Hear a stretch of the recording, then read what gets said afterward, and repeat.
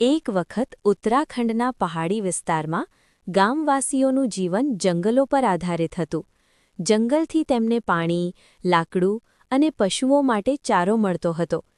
એક દિવસ સરકારી ઠેકેદારો આવ્યા અને તેઓએ જંગલના મોટા મોટા વૃક્ષો કાપવાની તૈયારી કરી. ગામના લોકો ખૂબ ચિંતિત થયા. જો વૃક્ષો કપાઈ જાય તો ગામનું જીવન મુશ્કેલ બની જાય. ત્યારે ગામની એક બહાદુર મહિલા ગૌરાદેવી આગળ આવી. તેમણે ગામની મહિલાઓને કહ્યું, આ વૃક્ષો આપણા પરિવાર જેવા છે, આપણે તેમને બચાવવું પડશે.